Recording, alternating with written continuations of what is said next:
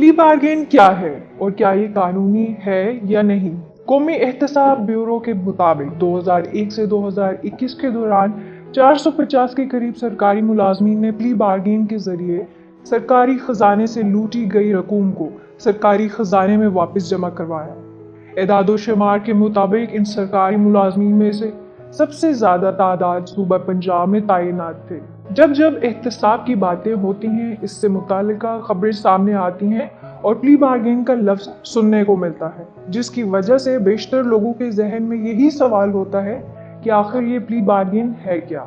नैब के कानून के मुताबिक ब्यूरो के चेयरमैन एहतसाब अदालत की इजाजत से बदउनवानी के मुकदमे का सामना करने वाले मुलजिम से खुद बर्द की रकम वसूल करने का इख्तियार रखते हैं।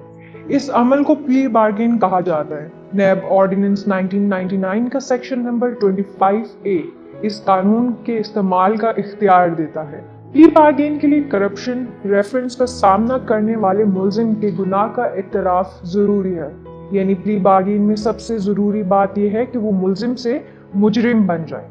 फर्क सिर्फ इतना है कि प्ली बार्गेन की सूरत में मुजरिम सजा या फिर कैद से बच जाता है। एक दूसरी सूरत में नैब की तहकीकात के दौरान कोई शख्स रज़ाकाराना तौर पर लूटी हुई रकम वापस करने को रजामंद हो जाता है तो इस अमल को रज़ाकाराना अदायगी कहते हैं। ऐसे सरकारी मुलाजमीन एहतसाब अदालत में इनके खिलाफ रेफरेंस दायर होने से कबल ही नैब के साथ रज़ाकाराना अदायगी के मुआहिदात कर लेते हैं।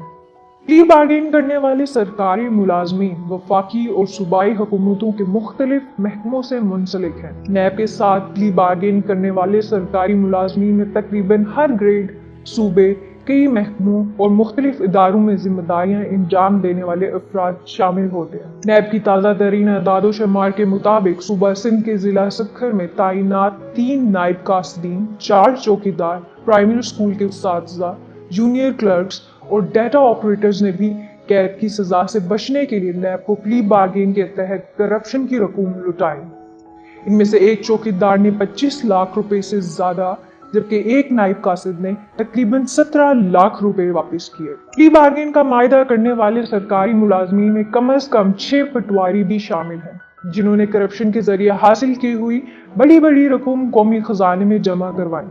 नैब की दस्तावेज के मुताबिक एक पटवारी ने 2007 में नैब के साथ प्ली बार्गेन का मुआहिदा करके 5 करोड़ 12 लाख रुपए वापस किए, जबकि मुल्तान में तैनात एक और पटवारी ने इस इंतजाम के तहत 1 करोड़ रुपए से ज्यादा की रकम लुटाई।